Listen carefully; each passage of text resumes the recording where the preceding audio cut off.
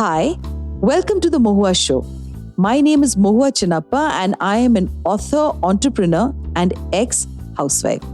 This podcast is about everything from business to technology to arts to lifestyle, but done and spoken ईमानदारी से. Hi, in this episode, we have with us Singh Choudhary, a celebrated author, screenwriter, journalist, and documentary filmmaker. With her exceptional storytelling skills and diverse creative contributions, Anu has become a trusted voice in the world of Hindi media. So let's dive into an engaging conversation and discover more about her fascinating journey, which I am extremely impressed about. तो सबसे पहले तो अनु जो पहला सवाल आपके साथ है, you've had a remarkable career spanning across multiple medium, from writing to screenwriting, journalism.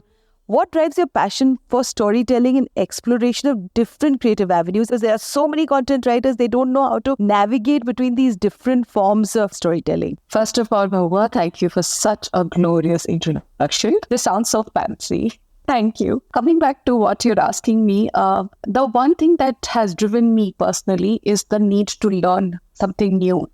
That was the greed which has driven me from learning from one format, from moving from one format to the other. And there is no other skill that I have other than writing, other than storytelling. That was the only thing that I knew. I have grown up with words like a lot of people of our generation have.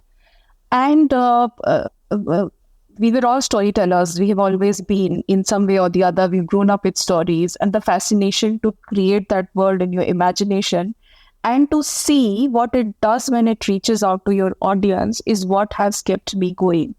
Now, talking about different formats, yes, journalism is a very, very different medium of its own, extremely powerful, has its own grammar. I have been writing in Hindi, so the language, when it lends to literature, literary writing, requires a certain kind of, not just the understanding of language, but so much more that creative writing requires. Then I've been a documentary filmmaker where the narrative structure becomes far more flexible and free-flowing. And then there is this whole world of screenwriting, which is more collaborative because you're actually more often than not writing to a brief, which is sometimes coming from your director, and you're mostly writing with a writer's room where there are other creators also, which means that it's not just your own voice, but there's so many voices that you're navigating your way through, and then you're trying to find your voice. So you see, just in terms of grammar, just in terms of structure, all of these formats are different from each other. So what does it take? First of all, it's most important to know what I need to learn about the format that I want to explore. Content writing, like you said, because there are various content writers here, we know that the first thing that they often ask themselves are, who are the audience? Who are the people that we are creating this content for? And the second most important thing is, what is the message that we are trying to tell? This is the basic of any format of storytelling, any format of writing. If you know why and who of what you're creating, rest everything else is about learning the craft, which happens slowly, which often happens on the job. My own experience is that while it is not easy to move from one format to the other, it's not impossible. Yes, when I'm writing a script, I may not be very easily immersed into a novel if I want to write it. It will take for me some time to step back, to think through the new format, how I want to proceed, how I want to build my narrative structure, the characters and all of that. And then slowly I will get into it. So yes, it requires awareness more than anything else as to why you are doing what you're doing, what is the format, what is the requirement of the format, who you are creating this piece of content for, and ultimately, what are the basics that you need to learn in excelling in that format. These are the 4 steps that I have always taken, and I'm very, very grateful to be where I am because it just opens a whole lot of opportunities in front of you. And you also, the most important thing is that you're constantly learning from one format. So I'll give you an example. I'm also a translator. So translation teaches me to detach myself from the source material and yet transcreate. I'm also an editor. Similarly, editor also teaches me to be a little more objective and a little more ruthless. I'm also a journalist. It teaches me the the prerequisite of fact checking and doing your research really well. I'm also a novelist. It teaches me to immerse into the story and stay with the material and be extremely patient about the requirement that a long-standing, like, a long format piece requires. And then I'm a screenwriter, which teaches me the art of collaboration. So all these formats have taught me, and they're constantly giving to each other as I, change gears and move from one format to the other. So Anu, everybody knows that you're a very, very acclaimed screenwriter. You've done series like Arya and Graham. थोड़ा सा हमें insights share करो, ये जो collaborative process के बारे में अभी आपने बताया, कुछ चैलेंजेस तो जरूर फेस किया होगा आपने when you were adapting the stories for the screen. What kind of challenges people can expect when they gonna put this get into this entire space? सबसे पहला चैलेंज जो होता है ना, वो हमारे कंट्रोल में नहीं होता, वो अनसर्टेनिटी होता है. और ये रियलिटी होती है स्क्रीन राइटिंग की. जैसे अगर आप किताब पे काम कर रहे हो तो यू प्रीटी मच नो कि अच्छा इतना वक्त मुझे लिखने में लगेगा, मेरे एडिटर को इतना वक्त लगेगा. पब्लिशिंग बहुत आसान नहीं होती, लेकिन फिर भी उस प्रोसेस में आपको पता चल जाता है कि अच्छा ठीक है, अगर मेरे पास एक डेडलाइन है और एक अच्छा एडिटर या अच्छा पब्लिशर है, so I will find my way.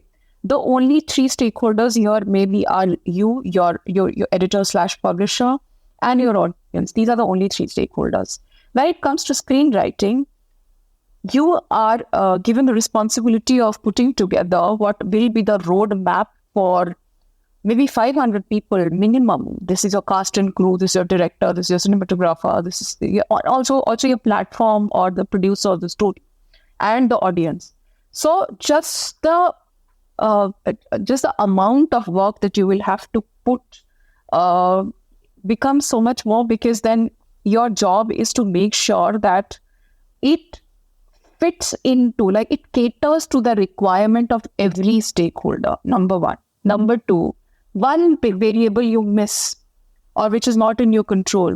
I'll give you an example. If the platform thinks it's not the right kind of story, or if your co-writer is not available, or you don't find the right director, or something goes wrong with the casting level, or your actor decides not to deliver the lines the way you have written, everything falls apart. You have no control over this.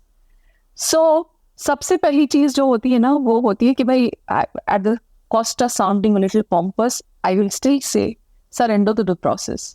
Screen writing वो एक ऐसा काम है कि आपको उठ के रोज आपको अपना काम करना होता है, ठीक वैसे ही जैसे आप दफ्तर का कोई काम करते हैं कि मेरा आज ये डेडलाइन है, मुझे ये चीज डिलीवर करनी है, मुझे बीट्स लिखनी है, या मुझे अपनी स्क्रिप्ट का इतना हिस्सा लिखना है, और मुझे इतने लोगों के साथ शेयर करना है, क्योंकि मैं अकाउंटेबल हूँ.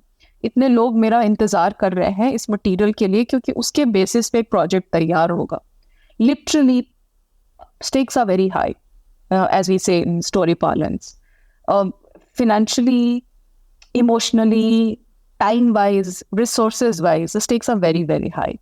So उस केस में फिर ये सबसे बड़ा चैलेंज है, और ये कई बार फिर it works as a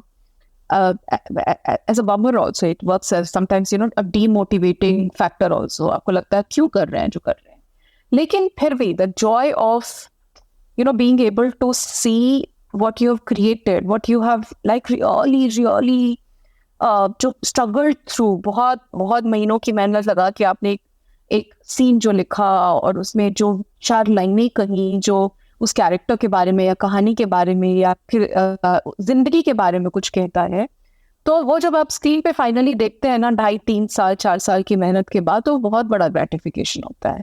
सो अगर आपको वो आप अवेयर हैं कि उसकी तकलीफें इतनी बड़ी हैं, तो फिर आपको खुशी का एहसास भी उतनी ही शिद्दत से होगा. तो ये चैलेंजेस, ये तो एक चैलेंज हुआ जो इंटैंजिबल है, जिसको आप फिगर आउट नहीं कर सकते, इसका कोई तोड़ भी नहीं है. बाकी जो चैलेंजेस होते हैं वो ज़्यादातर क्राफ्ट से रिलेटेड होते हैं कि आप कहाँ से वो स्किल सेट हासिल करें, नो हाउ कहाँ से हो, स्क्रिप्ट कैसे लिखी जाती है, एक अच्छी स्क्रिप्ट में क्या क्या काम हो सकता है, किरदार अच्छे कैसे गढ़े जाएं. So these are more like, because if I were to write, so you give the example of Graham. Graham is actually a novel. It's based on a novel. In fact, inspired by a novel, because it just takes the leaf, one segment of the story from there and it takes a leap of 30 years and creates one whole new universe. So then आपने उतना लिख दिया, उसके बाद खत्म हो गया, आपने 150 पन्ने लिख दिया, आपकी कहानी खत्म हो गई. लेकिन जब आप स्क्रीन राइटिंग में जाते हैं तो उस 150 पन्ने को फिर सीन बाय सीन डिवाइड करना, कैरेक्टर की हर कैरेक्टर की जर्नी के हिसाब से इसको डिवाइड करना, उसमें ड्रामा एलिमेंट बचाए रखना, उसको रिविटिंग बनाना, उसमें एंटरटेनमेंट डालना, ये सारी चीजें फिर स्क्रीन राइटर के तौर पे आपका काम होती है. तो इसलिए क्राफ्ट का सीखना बहुत ज़रूरी होता है. इसलिए ये बहुत ज़रूरी है कि आप समझें कि स्क्रीन राइटिंग के बेसिक वो बेसिक पैरामीटर्स क्या होते हैं, अच्छी स्क्रिप्ट कैसे लिखी जाती है वो समझना. तो क्राफ्ट जो है वो बहुत बड़ा चैलेंज में नहीं मानती, क्योंकि वो धीरे धीरे वक्त के साथ बहुत सारा रिसोर्सेज अवेलेबल है, उसके साथ फिर काम करते करते आप धीरे धीरे सीखने लगते हैं. पर मेरे हिसाब से जो बहुत बड़े जो 3 चैलेंजेस हैं, वो पहली जो मैंने कहा कि अनसर्टेनिटी, दूसरा अपॉर्चुनिटीज नहीं समझ पाना, कैसे आप how do you want to get into the industry, वो, और तीसरा है कि जो वक्त लगता है, it's not something which gives you easy instant gratification, it takes time. जो वक्त लगता है वो बड़ा चैलेंज है, और आप उसको अगर स्वीकार करें, if you surrender to it, then you're here to stay. I hope I've answered your question. Oh, yes, you have. It's so helpful because all of us struggle as to how is it that you can crack that space. And like you said, that waiting is also the name of the game, which means patience, and eventually detaching yourself from what you've done. So let's just come back to the Great Indian Kitchen, which is a powerful film that you adapted into a Hindi screenplay, What drew you to this project, and how did you ensure that? Abhi aapne kaha that you need to detach yourself sometimes, when you're also doing the translation. How did you ensure the essence of the original work, to preserve it while making it relatable to a new audience? This is a question which we should also revisit when the film comes out. Everybody's seen it, because then in retrospect you will be able to say a lot of things. A lot of you haven't seen the film that will be the adaptation because it's not out yet. But however, I'll try to still answer it as a writer. Answering the first part of your question, how did I arrive at it? Actually, I didn't. The film came to me. That project came to me, and I'm supremely lucky. I mean, when the project was being together, my producer, which is Baveja Studios, so they had bought the rights of the film. And when they were putting the project together, it just somehow happened that, I mean, I have an agency. My manager reached out to me, and she just asked me that, have you seen Great Indian Kitchen? She just asked me this much. And I immediately wrote back saying that if it is about adapting it, please say yes. That was the only answer that I had given. Nothing else mattered. This was a story which required, while it's such a universal story, we all know this, we all have seen the film, most of us have seen the film through various emotions that we've all gone through. The silence of the film, what it says, what it conveys, is something that we've seen up and close, irrespective of language, culture, social strata, where we come from. We all know this. We've all been a part of this.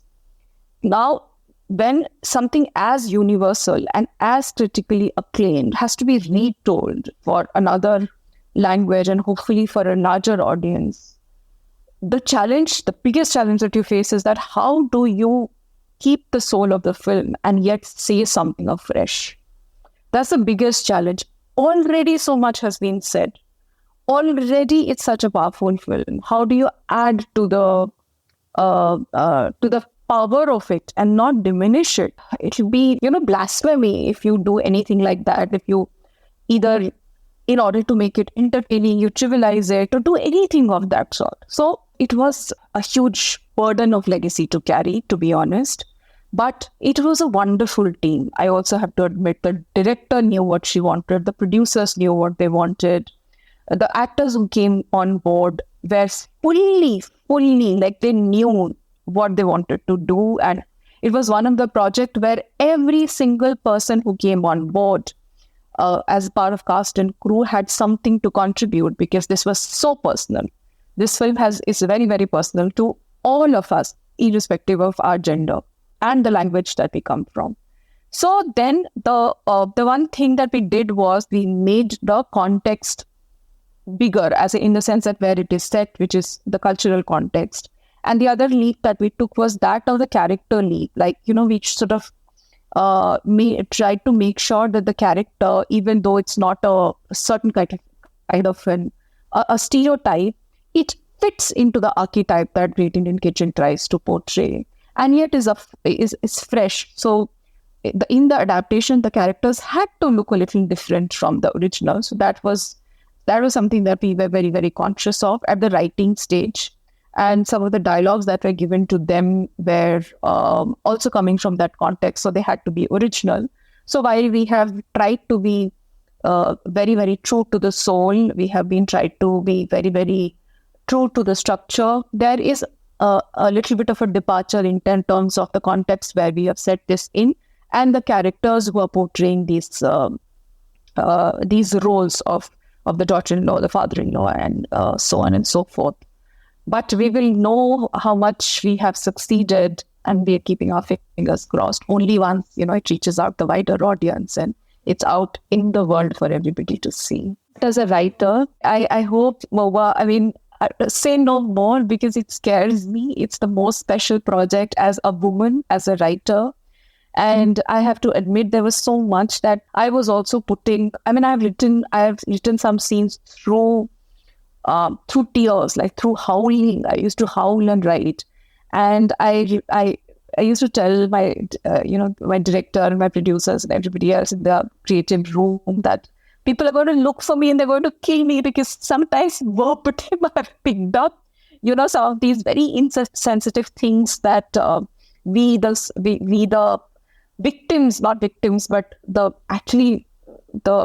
knowing victims of patriarchy often say to each other as men and as women, as family members, as loved ones. And I've actually picked up certain things verbatim. So I'm going to be chased down and hunted. Let me assure you. We're all there to get your back, Anu. You have a fan talking to you, from this podcast. You're also the co-founder of Dopamine Media, and you've directed the Good Girl Show and also co-produced Alma Matters inside the IIT Dream. So can you tell us a little about the inspiration behind these projects and, the impact you aim to create with them? There's so much. Dopamine's only started, so I'm hoping that there's so much more that we will do. But both these projects were special in that sense, because so when the Good Girl Show happened, I was in Delhi, and I have lived in Delhi for many, many years. I've grown up there from the age of 17 to till about a few years back. I was in Delhi, and I don't want to say till when, because then you will know my age. However, I realized that the 22 years that I've lived in Delhi as a young girl, and then a mother of a young girl, like a little daughter who was, so things hadn't really changed in terms of how the city was for women or girls. When this film was, we were working on the series, and I wanted to tell this story, which was in 2016, Pinchra Tod movement was at its peak. We were constantly sort of talking about starting this movement of making public spaces safe for women. There was always something that I would feel when I would be driving around as a single woman, or sometimes even, with other women of various ages. The city didn't feel safe. And what happened in 2020, 12 December, the unfortunate gang rape and murder thereafter of Jyoti, the Nirbhaya case as we know it, and what happened to Delhi after that actually made us all very, very worried for the city and how we were treated in the city spaces and in the public spaces. So the Good Girl Show really came from there. And when I was working on it, I went to a lot of colleges in Delhi University. I spoke to a lot of young girls just to get a sense of what they would feel about Delhi. And I realized that the challenges that they were facing then were not very different from the challenges that I had faced as a young girl in 1996. So 20 years had passed, and we were fighting the same battles. So the story really came from there, and it didn't mean to. There was no intention of sort of creating any sort of. It was not like we wanted to change the world with the story. That doesn't happen really. But at least we wanted to document the times that we were living in. And really, to be honest, it was my first fiction project, and there are various mistakes that I made. I look at my own episodes now and I cringe that it could have been so much better. But it was so much fun because these 4 girls who ended up playing the protagonists in the show were all, they were college students who were just passionate about coming on board. They were not trained actors. We all learned while we were doing it. I learned to direct. They learned to act. We all learned to communicate about what we were feeling. And it was not an easy thing to do because it talks about violence against women. It talks about unsafe spaces. It talks about trust, betrayal, friendship, and how this whole sense of sisterhood, like how women stand for each other, how they come together in the face of odds and become each other's biggest strength. And that was the spirit in which the Good Girl Show was told. And I hope it continues to carry forward that spirit. And I want my daughter to watch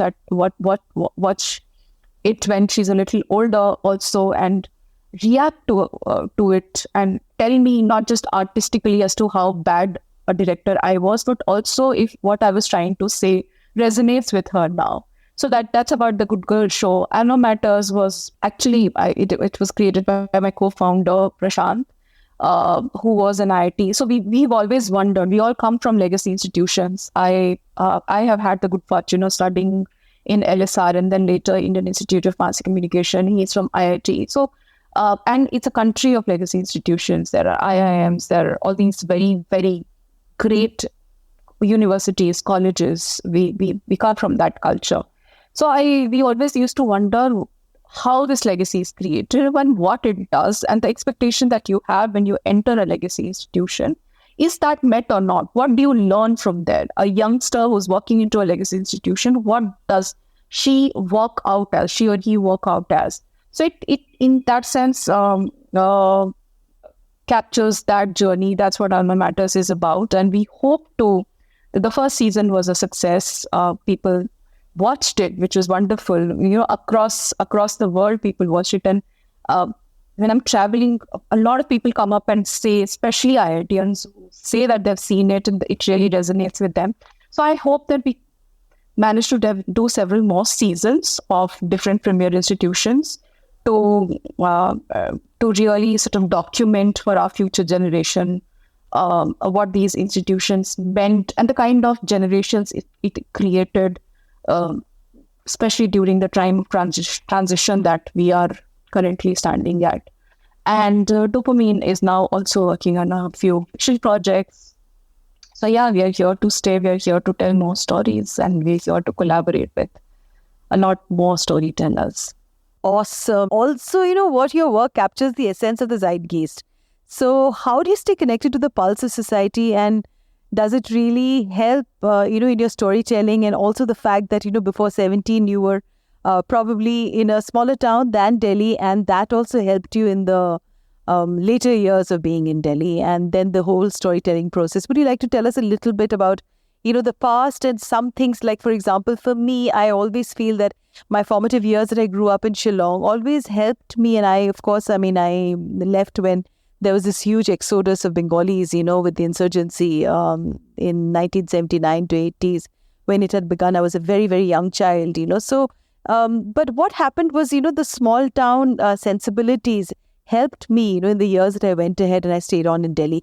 Would there be some experiences of yours as a child before you came into Delhi that you feel that must have been a process, of becoming who you are?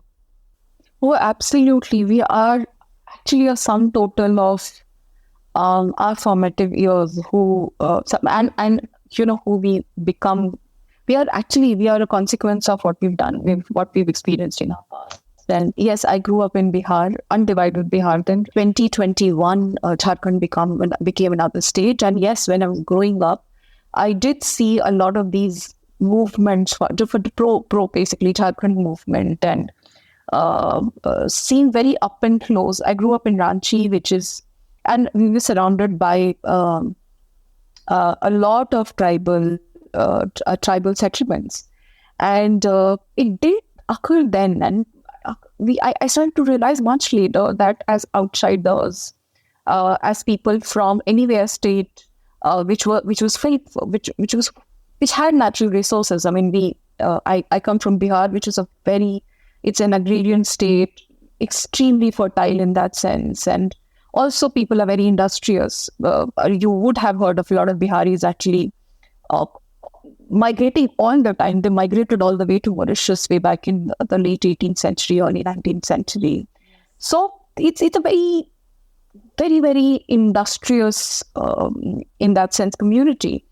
And yet one could see that how very slowly all these outsiders have started to come and completely disenfranchise, push the people, the original people of the land from Jharkhand. And one was hoping that when Jharkhand was created, it would give a lot of opportunities to tribals, and there would be some sense of.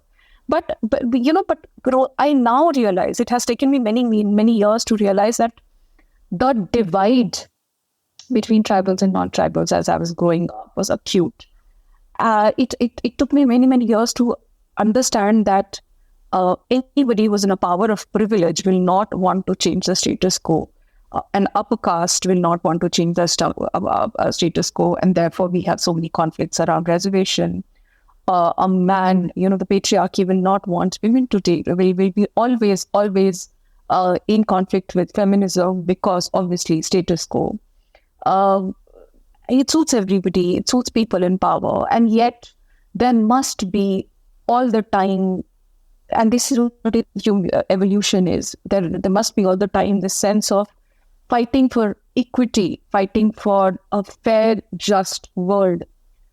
That realization, a lot of these experiences that I was seeing when I was growing up in a village, in a place like Ranchi, in a very, very close-knit, very upper caste, very privileged community, I started to see a lot of these very subtle, very unsaid things of exploitation, and that began to impact a lot. And it's now that I realize a lot of this begins to come out in stories.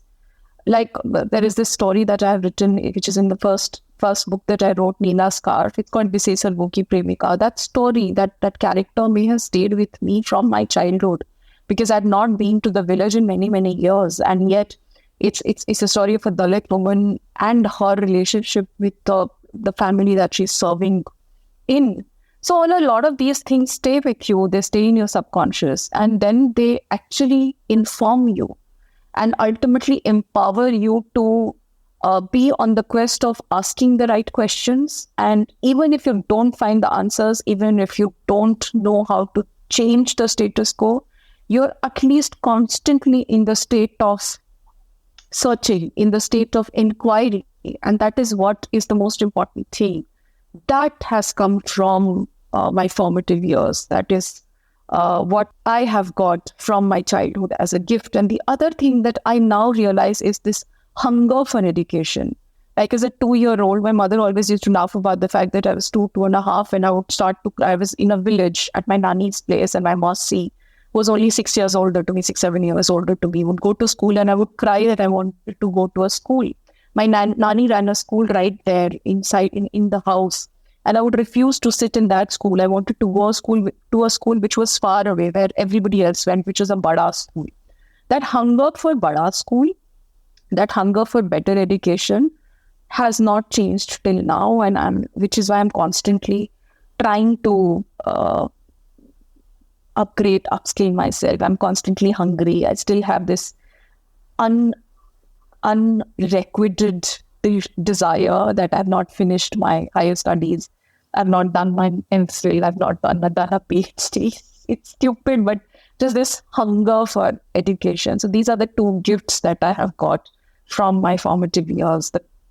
The gift of questioning, interrogating, asking, and the gift of seeking more from education. How amazing, Anu, because I relate to it totally, because this entire gift of questioning, the status quo, the gift of being able to understand what it takes to be in a situation where you see, inequality being played out, and, you're very young to comprehend the entire thing. It's only when you grow older and you've gone through life experiences that you realize that those formative years and those experiences, they remain crystal clear in your head. And I agree with you, because my work also is about displacement as a Bengali, how I was displaced and what it did to my father, my mother, and then eventually also to me and my life, So coming back to the biggest massacre in Bihar's history, which was the Lakshmanpur Bath massacre in 1996, where 56 Dalits, including women and the children, were killed, So a lot of these massacres that's happened in India, actually, a lot of people don't talk about it. And I'm also doing research on my third book right now. And yes, all of these things have helped us, I guess, as storytellers. Of course, you are far, far ahead than what I am and I can probably ever be. But it is awesome to talk to you, Anu. For all our listeners today, this was Anu Singh Choudhary, and she really spoke about what it is to navigate between screenwriting, journalism, and editing and translation. So thank you, Anu, for being on today's podcast. Thank you so much. And thank you, Mahua, for doing what you're doing, because it's one thing to just continue to be on your own path, and it's completely another to bring people to look at their own path and share a lot, to provide a platform where one can share about one's own journey. It's a great learning. It has been a great learning experience for me as well. I'm looking at myself so differently. So more power to you. I hope you tell so many more stories and you empower many, many more women to share their stories too.